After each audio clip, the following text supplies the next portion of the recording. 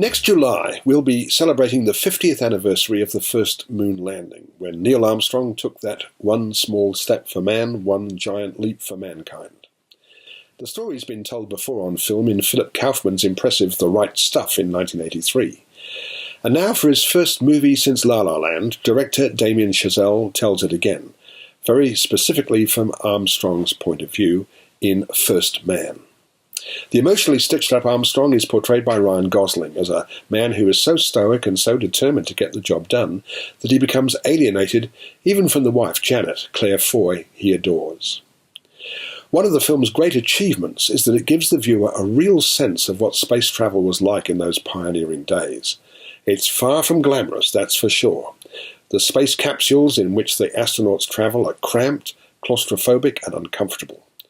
One of the great achievements of Chazelle and his technical team are the seemingly authentic representations of this hellish experience.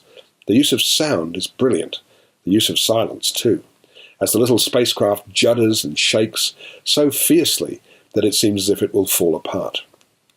First Man opens with a scene set in 1961, when Armstrong, a test pilot with engineering experience, was flying an X-15 so high up into the clouds that he almost doesn't make it back. This is our introduction to an unflappable, intense and introverted pioneer who never really recovers from the death from cancer of his beloved daughter before she reached the age of 3. Armstrong is accepted into NASA's astronaut program, and he and Janet move into accommodation in the suburbs of Houston, where their neighbours are other astronauts.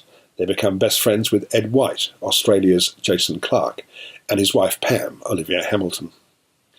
Chazelle and screenwriter Josh Singer, working from Armstrong's 2005 biography, played down the jingoistic elements that could have marred the film.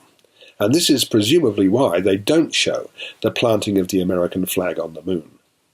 Of course, we all know the story, and those who are old enough will remember where they were on that day in July 1969. I was attending the Moscow Film Festival, where the American delegation members were trying to control their excitement and enthusiasm. But probably not many of us were aware, in a way that this flawed but generally impressive film makes us aware, just how a bunch of guys making models, as Janet describes them, changed the course of history. Despite this ambitious film's shortcomings, which, apart from the camera work in the domestic scenes, include an overly protracted running time, the film delivers the goods in its hugely impressive depiction of what pioneering space travel was actually like. The performances by Gosling in a difficult interior role and Foy are exemplary. Overall, I'm giving First Man 3.5 stars.